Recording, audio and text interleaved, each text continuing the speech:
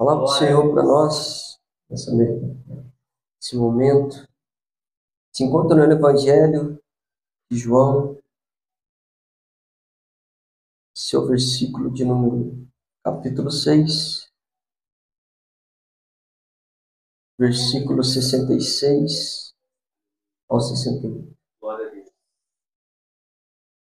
Amém. Glória a Deus.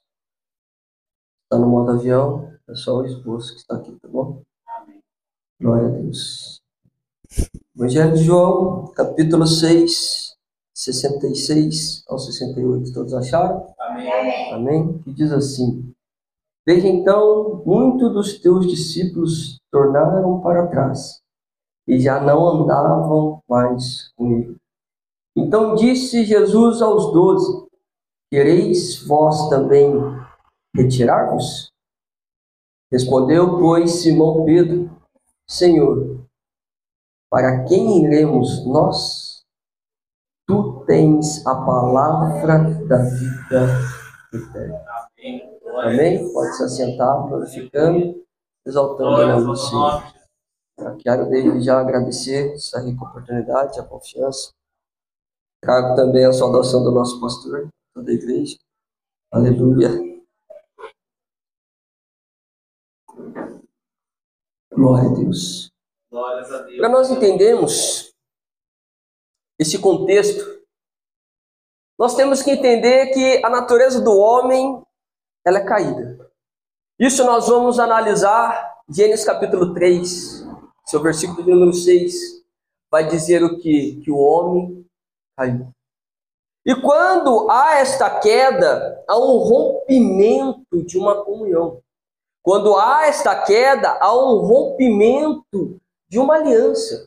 Quando há uma queda, moralmente e espiritualmente, o homem cai. Só que nós vamos entender o porquê que Pedro ele diz isso. Só tu tens. Só tu tens.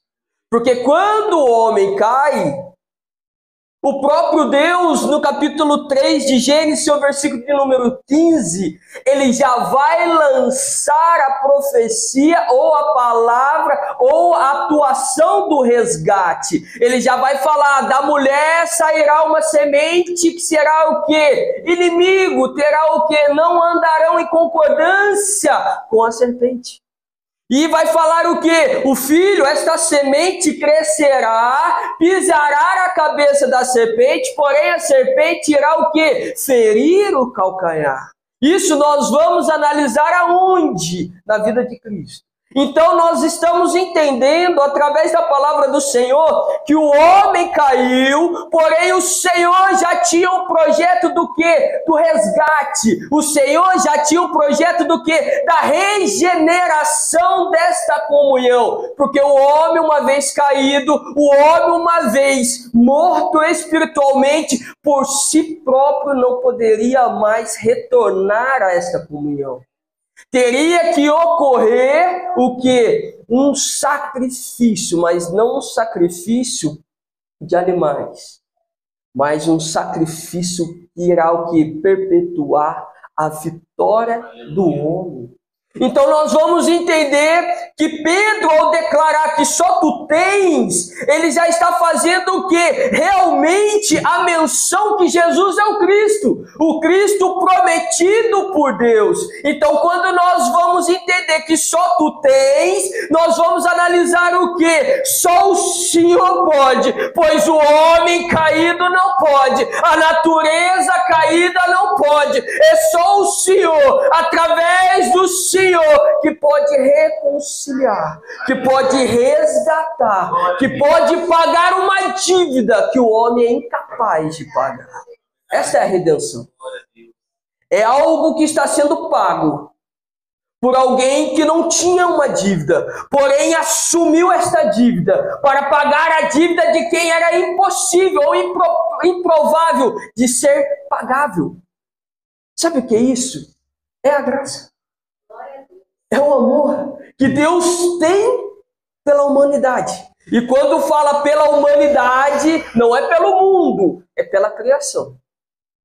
Pela criação. Então, quando nós vamos ver que o homem ele cai, porém no mesmo capítulo, Deus já lança a redenção. Sabe o que nós vamos entender? Nada foge do controle do nosso Senhor. Ainda que o homem caiu, o projeto já estava pronto, a ação já estava pronta para a redenção. Porque nós vamos analisar no Evangelho de João, nos seus primeiros capítulos, João falando, o verbo estava com Deus, e o verbo era Deus. E nada do que foi feito sem a presença dele. Tudo foi feito por ele. Então, este projeto, que aos olhos da serpente ou de Satanás havia se frustrado, não, Deus estava mostrando o quê? Eu estou no controle. Eu já sabia que a minha imagem e semelhança, isso moralmente e comunicavelmente falando, não fisicamente, iria cair. Então Deus já está mostrando o quê? A sua permanência como Deus. Deus já estava mostrando que Ele é Deus, eu estou no controle. Ainda que Satanás investiu e o homem cedeu, eu já estava sabendo disso. E na nossa vida não é diferente. Quando nós iremos analisar algo que está acontecendo, vamos glorificar o nome do Senhor. Não vamos atribuir a ação a Satanás, não. Se está permitindo, o Senhor vai me sustentar. Se está acontecendo, o Senhor vai me honrar. É propósito de Deus. Porém, há situações que eu pego com as minhas mãos. Mas mesmo assim, se eu chegar perante o altar, pedir perdão a Deus, Deus ele vem e socorre. Quando nós entendemos esta ação, que Ele é Deus, que nada foge do controle dEle, que nada passa desapercebido aos olhos dEle, eu estou declarando que realmente Ele é Deus. Mas quando eu acho que eu consigo andar com as minhas próprias pernas, sem o controle, sem a autorização dEle, eu estou deixando a divindade de Deus de lado. Estou declarando que eu posso, eu consigo. Só que nós vamos olhar dentro da palavra que eu não posso, que eu não consigo, se não for o Senhor na minha vida. Aí nós vamos analisar o quê? O Senhor falando, se não for o Senhor. Ora, Israel, o que seria de vós? Ora, Israel, o que seria de vós se não fosse a presença do Senhor? Então, quando nós olhamos para o Evangelho de João, este capítulo 6, quando Jesus ele fala, vais também. Os outros, aqui só para reforçar, Jesus ele tinha 70 discípulos, 12 apóstolos. Então, por isso que ele vai falar que os outros discípulos, alguns já tinham ido. O que ele está mencionando? Olha, alguns foram, e vós, por que não vão também? Só que aí Pedro, ele dá a resposta. Esta resposta, ela não pode ser atribuída ao homem, e sim atribuída ao Espírito Santo de Deus. Porque certas revelações não é revelação do homem, mas sim do Espírito Santo de Deus. Quem estava falando com Pedro era o Espírito Santo de Deus. Mas você vai falar assim, mas irmão, o Espírito Santo só desce em Atos dos Apóstolos. Nós estamos aqui ainda em João, mas nós estamos falando de um Deus trino, Pai, Filho, Espírito Santo de Deus, que também pairava sobre as águas no projetar do mundo. Ele já estava agindo. Porém, antes de Cristo se entregar naquela cruz, pegando o Antigo Testamento, o Espírito Santo era por porção. Ele visitava. Porém, quando desce no capítulo dos Atos Apóstolos, vai dizer o que? É permanente. Agora nós vamos ser o que? Templo do Espírito Santo. Não lugar mais de visitação. Não por porções, mas sim morada do Espírito Santo de Deus. Aí nós vamos nos atribuir esse capítulo 6, que começa da seguinte maneira. Ela é se dividida em 5 partes. A primeira parte, do versículo 1 ao versículo 14, é a multiplicação dos pães e peixes. Nós vamos ver o quê? Milagre. Aí nós vamos ver do mesmo capítulo, versículo 15, do versículo 21, Jesus caminha sobre as águas. Mais um milagre. Porém, no 22 ao 59, ele vai fazer menção do pão da vida. Ali já começa. É milagre. Porque é milagre do quê? Se você se alimentar do pão da vida, você terá vida, mas ele está falando da vida eterna.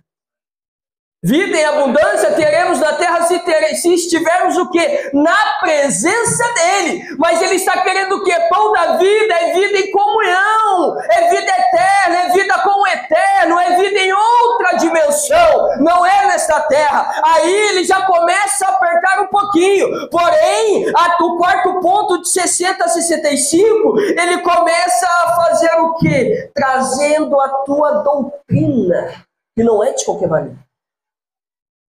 Não é de qualquer maneira. Porém, se nós formos pegar a doutrina no grego, é o que? Ensinamento. Se ele está te corrigindo, ele está te ensinando. A exortação é o que? É o ato de trazer para perto e dar o que? Instruções. Ensinamento. Então, doutrina é algo que está sendo ensinado. Eu estou sendo doutrinado. Se eu estou sendo doutrinado, eu estou sendo discipulado. Se eu estou sendo discipulado, eu estou em fase de aprendizagem. É interessante isso. Só que nós temos o quinto ponto, que é de 66 ao 71, que é onde nós lemos a confissão de Pedro. Aí nós vamos fazer o seguinte, fazer 2 vertentes. Tem dias que não estamos bem. Isso é fato. Isso é fato.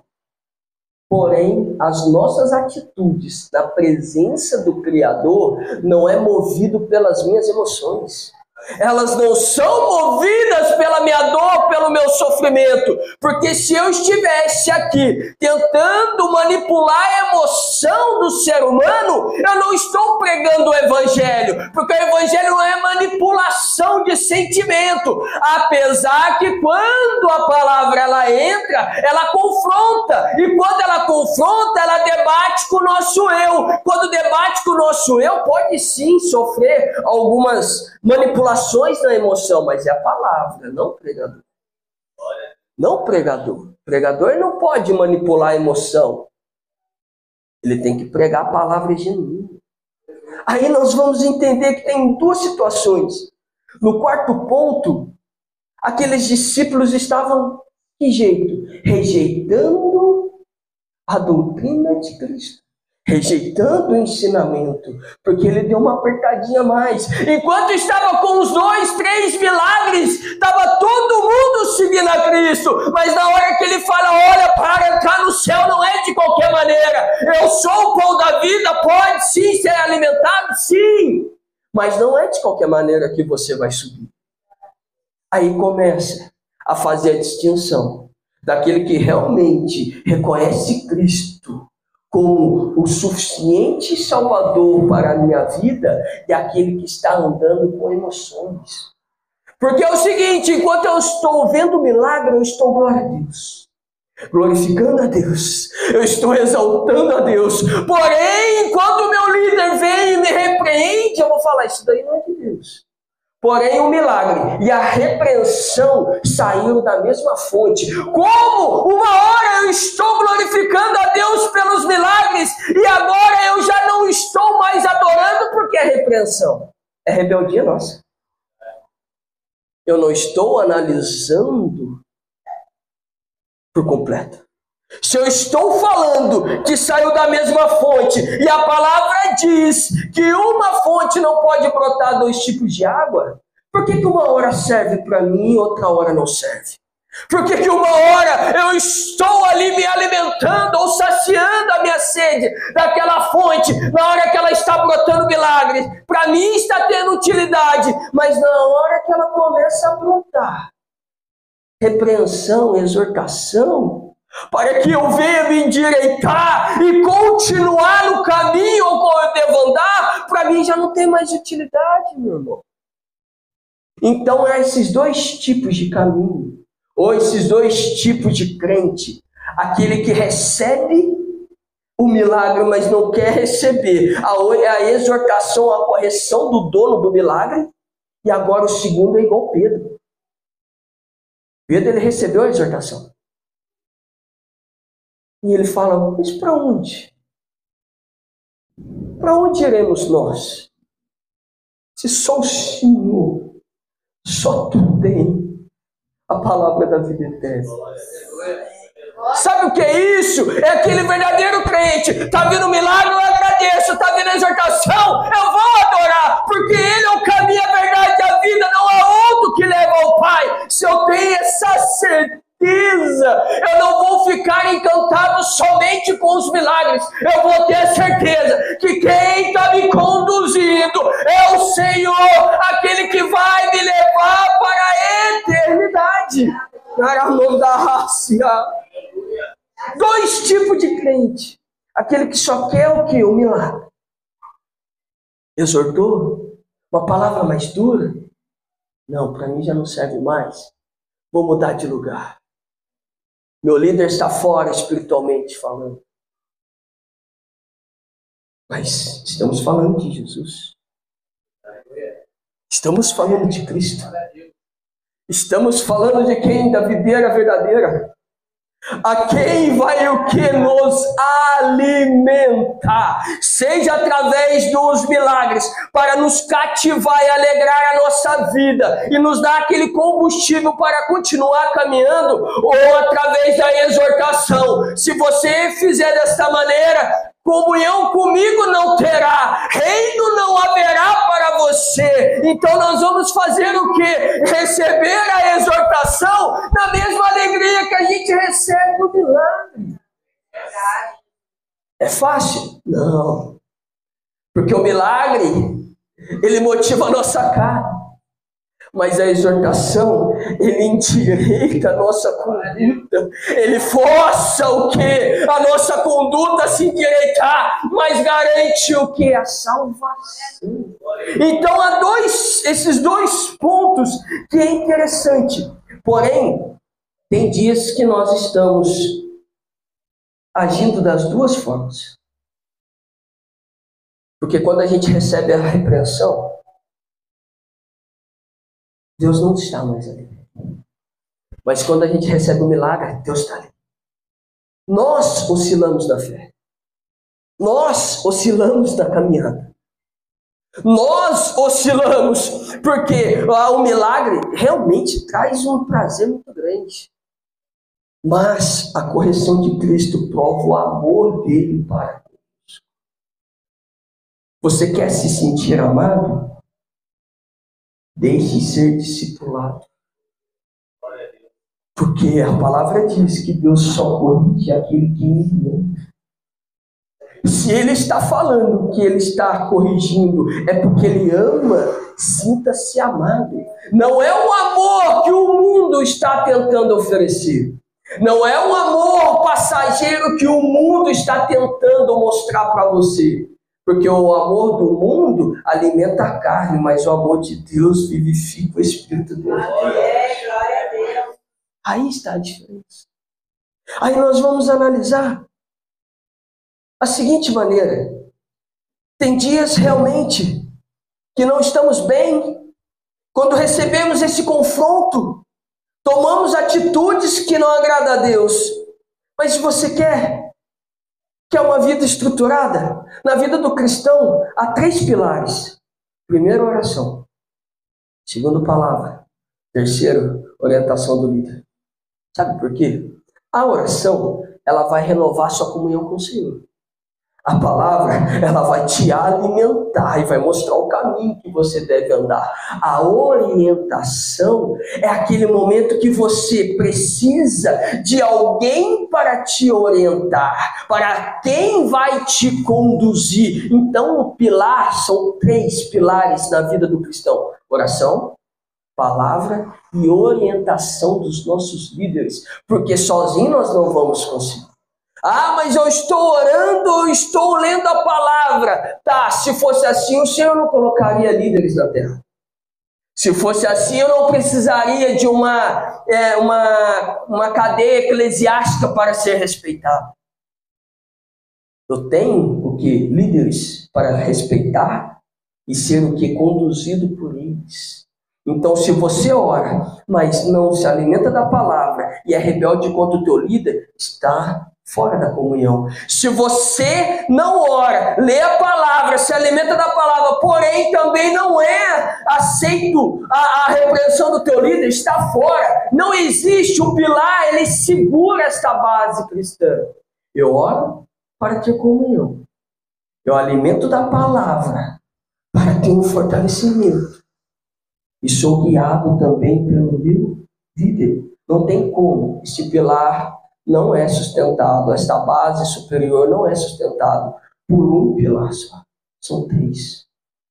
Então é momento da gente que analisar. Eu estou orando. Eu estou ali evidenciando que eu estou me alimentando da palavra. Porque não basta eu ler, me alimentar se eu não viver. Eu vou ser um hipócrita.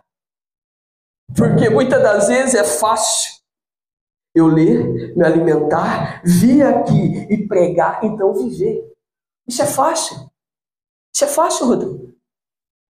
Mas quando eu entro em oração, aí tem um confronto direto com o Senhor. Quando eu entro em oração, aí vai haver o quê? Um confronto. Quantas das vezes eu já preguei, eu estava em oração e Deus falava assim, não é dessa maneira. Deus começa a trazer o quê? Você faz igual, eu não sei o nome, nosso irmão ele pode falar, a vaca ruína, ela traz de volta e você começa ali, remoer novamente.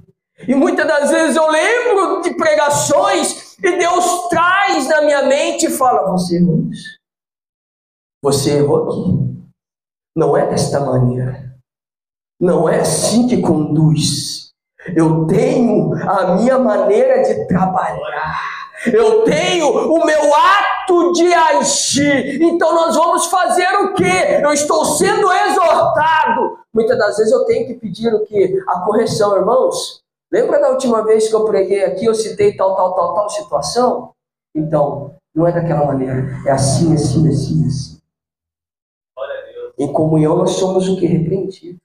Palavra nós alimentamos dela. E sermos o que? Guiado pela nossa liderança. Aí nós vamos ver que quando nós não temos este tripé armado, sabe qual é a primeira coisa quando a gente é confrontado? Eu vou largar tudo. Eu não quero mais fazer a obra. A primeira coisa que a gente faz quando não tem esse tripé, não temos esse tripé, estamos na rebeldia, porque não estamos nos enquadrando na vontade do Senhor. Nós vamos fazer o quê? É rebeldia. Isso não serve mais para mim. Aí eu vou falar assim, eu não quero mais fazer a obra. Eu já não quero ir mais para a igreja. Eu já não quero mais louvar. Eu já não quero mais fazer menção da palavra do Senhor. Eu já não quero mais estar atribuído ao corpo de Cristo.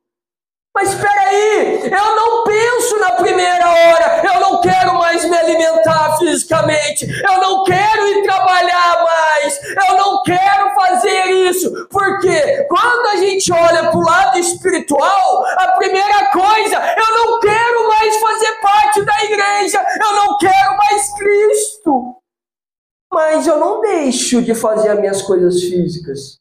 Eu não deixo de trabalhar, eu não deixo de tomar um banho, eu não deixo de me alimentar.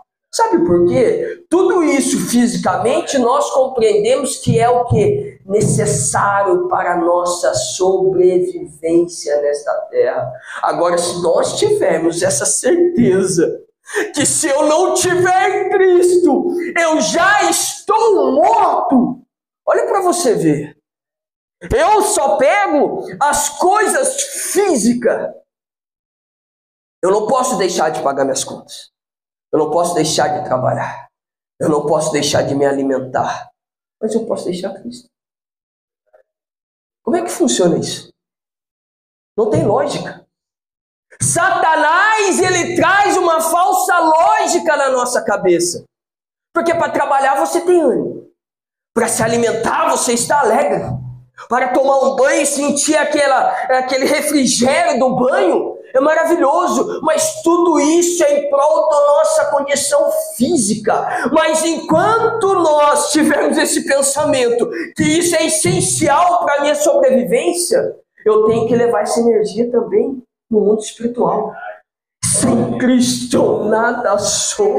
Aí Paulo ele vai dizer: já o que estou crucificado com Cristo, não vivo mais eu, mas Ele vive em mim. Ele vive em mim. É isso que Pedro está dizendo. Se o Senhor tem a palavra da vida eterna, quem irá nos conduzir até lá? Se só o Senhor é o caminho, a verdade e a vida. Eu posso ter a riqueza do mundo, mas se eu não tiver a minha salvação, o que eu terei? Nada. É tesouro na terra, qual ferrugem a caça irá aniquilar. Mas aí, em Apocalipse capítulo 3, vai dizer assim: guarda o que tens, para que ninguém roube a tua coroa. O que nós temos de riqueza nessa terra? A presença do Espírito Santo, a presença do nosso Senhor. Não tem como, porque aí nós vamos ver o quê? Numa situação difícil, o Espírito Santo, ele intercede com gemidos inexprimíveis perante o nosso Senhor. Sabe o que é isso? Ele está falando o quê? Vai ter dias que você vai estar o quê? Cansado. Vai ter dias que você vai desejar voltar para trás. Mas aí nós vamos ver o que? Em Salmo 51, ele vai dizer que Davi, ele fala para o Senhor, conjecturando: pode me tirar tudo, Senhor, mas não aparta de mim a tua presença.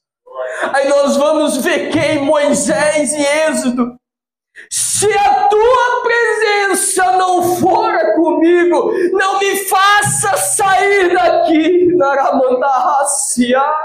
Nós vamos ver Jeremias no seu capítulo 20 dizendo: fui iludido, iludiste-me foi, mas arde dentro do meu coração e os meus ossos estremecem. Sabe o que eles estão dizendo? Sem a tua presença, para mim o mundo não tem nada, se não for a tua presença comigo. Davi não estava preocupado com o trono, não estava preocupado com o tesouro, ele estava preocupado com a presença do Senhor. Jeremias, ainda que ele fala que foi iludido, aí vamos conjecturar, Deus falando: o que você quer fazer, Jeremias? Eu não aguento mais. Mas e aí, o que você quer fazer, Jeremias? Eu quero parar. Mas no mesmo ato, ele fala: eu não posso. Sabe o que é isso? Quem já experimentou está na presença, mas é na presença, não é arrepio, porque arrepio pode ser toque, você pode ser iludido, mas eu estou falando aquela convicção que entra dentro do nosso ser, e você vai falar assim: eu não consigo se não for a tua presença, eu não posso se não for a tua presença. Aquele que realmente já experimentou o Santo dos Santos não consegue mais viver longe. Aquele que já experimentou a presença do Senhor, e como Jeremias ele relata: arde dentro de mim, queima como fogo. Ainda que eu queira, eu não consigo. Porque Paulo vai dizer que não vivo mais eu, mas Cristo vive. Não somos conduzidos mais pelo meu agir, pelo meu intelecto, mas eu sou conduzido pela presença. Filipe, quando ele estava evangelizando, O Senhor falou, não, vai lá para a estrada. Vai passar um eunuco. Tinha o quê? Propósito. Propósito de Deus. Então, muitas das vezes a gente fica preocupado. Paulo também ficou preocupado. Queria descer para uma cidade para evangelizar. O Espírito Santo falou, não. Mas como assim não? É o não de Deus faz bem na nossa vida. O não de Deus faz bem na nossa vida. E já começou lá começou no começo, é complicado, né? Já lá no início. O não coma. Não coma esta fruta. O não já começou lá. Sabe aonde houve mais um não? Para o próprio Filho, Cristo, no Getsemane. Jesus orando. Ali foi um silêncio, o silêncio foi um não. Passa, Pai, de mim este cálice, se possível, mas faça a tua vontade. O silêncio de Deus, naquele momento para Cristo, foi o não. E o não para Cristo foi o quê? A nossa salvação. Foi o não para Ele, mas foi o sim para nós. Pode vir, benditos de meu Pai, aquele que foi o que? Resgatado, regenerado, enxertado agora na videira verdadeira. Foi isso que Cristo fez por nós. Então, aquele que verdadeiramente pisou no Santo do Santo, não consegue viver sem. Agora, você faz uma analogia. Se eu estou com força para sair da presença, eu nunca senti a presença. Eu vivi no emocionalismo. Agora, se você estiver na condição de Pedro, aí você tem a certeza. Eu até quero. Minha carne até geme, pastor. Mas eu não consigo viver sem a presença dele. A minha carne, ela quer voltar para trás. Por isso que nós fizemos a introdução da natureza caída do homem. Porque é tendenciosa para o pecado. Porém, se nós estivermos na presença, o pecado ou a investida de Satanás, ela pode vir. Mas nós não iremos o que ceder. Porque eu sei que o meu Redentor vive. Sabe o que é isso? É Jó falando. Muitas das vezes nós estamos caminhando, mas não temos a certeza daquilo. Aí quando Deus começa a trabalhar na nossa vida, nós vamos fazer igual o Jó. Eu conhecia de ouvir falar. Agora os meus olhos contemplam que o meu Redentor, ele vive e reina. Ai, muitas das vezes nós estamos o quê? O não de Deus, ele vai nos proporcionar coisas grandes. Ele vai nos trazer benefícios, vai poupar a nossa vida. Porque o primeiro não era para poupar a vida. O segundo, o não de Jesus que ele recebe, o segundo que nós citamos, foi do quê? O não que trouxe vida para aquele que estava morto. Você está vendo? Até mesmo o teu sofrimento, a tua dor, a tua angústia, a tua tristeza, a tua aflição vai trazer benefício para alguém. O que nós temos que fazer? Permanecer na presença. Ser fiel que o não está no controle dele. Ser fiel que o não partiu dele. Ele está poupando a minha vida através desse não. E vai garantir também o resgate, o socorro, a regeneração de alguém que está lá fora. Glória a Deus. Deus, uma vez, eu falei, Senhor, todo mundo passa por isso. Eu estou aqui pregando, o Rodrigo prega, os demais irmãos que pregam, quem está aqui está servindo. Então nós somos servos, vocês estão numa condição de senhores. Não fiquem pensando que quem está aqui está numa posição acima de quem está aí, não. O garçom, podemos dizer, quem está sentado à mesa vai se alimentar do que o cozinheiro fez. O garçom só traz. Nós, mensageiros do Evangelho, só entregamos o alimento que Deus colocou na nossa mão. Então é o Senhor colocando o mensageiro ali, entregando o garçom, e vocês se alimentando. Uma certa feita, eu falei: Senhor, para mim não dá mais. Nós temos esse momento. Temos. Eu e a Ana Paula, nós nos vimos só. E eu falei: Senhor, para mim já deu. Não quero mais. Só que no momento que eu falava, era o mesmo momento que eu orava. O Senhor trouxe na minha mente um monte de pessoas. Está vendo essa? Essa conta com você. Está vendo essa? Essa se espelha em você. Está vendo essa? As palavras que saem da tua boca por intermédio da minha ação, ela se alimenta. Sabe o que é a nossa vida como mensageiro do Evangelho? Ela transmite vida. Satanás transmite morte. Nós transmitimos o quê? Vida. Porque o Senhor, Ele é a fonte da vida. Se Ele é a fonte, nós estamos inseridos nesta fonte, que é o Senhor. Nós temos que transmitir o quê? Vida. Vida. É vida. Então nós vamos entender o que? Se eu estou hoje querendo o Egito novamente, eu vou colocar na minha cabeça: não, eu sigo para o alvo. As coisas passadas ficaram para trás. Eu olho para as coisas que estão vindo. Eu sigo o que? Para o alvo. Paulo disse isso. Eu tenho um objetivo. Se eu tenho um alvo, eu tenho um objetivo. Eu sei para onde eu estou indo. Eu sei quem eu estou seguindo. Eu tenho que fibra e convicção que o meu Jesus é o Senhor. Então nós vamos entender, quando Pedro ele fala isso, respondeu-lhe, pois, Simão Pedro: Senhor, para quem iremos nós?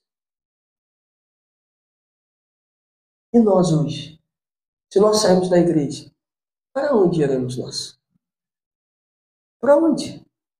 Se eu ficar na minha casa e não vir para a igreja, a igreja não salva ninguém. Os hipócritas vão dizer: não salva, mas traz comunhão. Se traz comunhão, traz excelência com o Senhor. Aí está a diferença. Eu não preciso, aí usa da palavra, eu não preciso estar na igreja para adorar. O véu foi rasgado, não tem mais intermediário. Não preciso estar no cerimonial dentro de um templo. Sim, ali era algo ritualístico. Porém, a comunhão, por isso que a palavra vai dizer corpo de Cristo. Se eu estou inserido, eu tenho as minhas obrigações dentro do corpo de Cristo. Se eu estou inserido, eu tenho os meus compromissos dentro da minha congregação, do meu ministério. Eu não fico em casa lendo novela. Eu não fico em casa me distraindo com outras coisas. O corpo só é corpo quando os membros estão o quê? Agrupados. Então para refletir. Eu não perco mais tempo com as coisas do mundo. Sabe o que é isso? É quando nós vamos analisar assim. Satanás, ele vem e investe. Aí você fala assim: hoje eu estou cansado. Tem dias que realmente estamos fatigados. É outra coisa. Mas vai ter dia que você... Hoje não. Hoje não. Hoje não. Esse ciclo vai se diminuindo. Hoje não. Amanhã também não. No próximo dia também não. Sabe o que é isso? É o sapatinho de algodão que chegou ao pé do teu ouvido e está conseguindo o que? Descer uma venda nos teus olhos e você não está vendo. Porque ele não se apresenta como ele é. A palavra diz que ele vem como anjo de luz. Ele vem como? Isso é condição. A palavra não está falando que ele é, ele foi, passado. Ele vem como? Se ele vem como, ele está disfarçado, é uma condição. É a mesma coisa quando a palavra vai dizer que o inimigo da nossa alma, ele ruge como leão, ele está numa condição, mas a palavra vai dizer que o nosso Jesus, ele voltará de que maneira? O leão da tribo de Judá, Senhor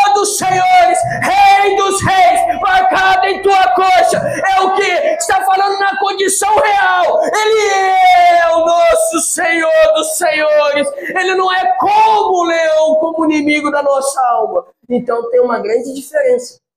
Satanás, ele vem dessa maneira. Então nós vamos ficar o quê? Atentos com a voz do Senhor. Aí nós vamos analisar o quê? No Evangelho de João, capítulo 10, ele vai mencionar que a ovelha, ela conhece a voz do teu pastor. Aí vai dizer, e ouve. O ato de ouvir e conhecer é um progresso atrás do outro. Eu posso ouvir. Se eu não conhecer, eu não sei quem está chamando. Isso vai dizer o quê? Falta de comunhão. Agora, se eu ouço e sei quem está chamando, e ele vai dizer no próprio capítulo 10 do Evangelho de João, e eu as conheço. Sabe o que é isso? É no momento que eu grito como ovelha, o meu Senhor reconhece o grito, o gemido da tua ovelha. Sabe o que é isso? Está chorando? Está gemendo? Está difícil? Clama! É um dos pilares, a oração, o clamor. Clama que o Senhor, ele envia o socorro, ele envia o refrigério, e você continua o quê? Caminhando. Aí você vai fazer igual aquele povo. Você vai marchar, porque quem está à tua frente não é Moisés, porque Moisés pede o que? Senhor, o que eu faço agora? E o Senhor fala, por que clamas a mim? Diga esse povo que marche. Simplesmente o que eu vou andar é para frente, eu não volto para trás. É para frente. Aí eu vou entender o que? Quem está no controle é Ele. Quem está sustentando a minha vida é Ele. E quem vai garantir a minha vitória é Ele. Então, se é Ele, eu não vivo sem Ele, mano. Se é Ele, eu não vou sobreviver sem Ele. Eu não vou herdar sem Ele. Aí nós vamos entender uma coisa: viver e sobreviver. Sobreviver, eu sobrevivo no mundo. Viver é só a vida eterna.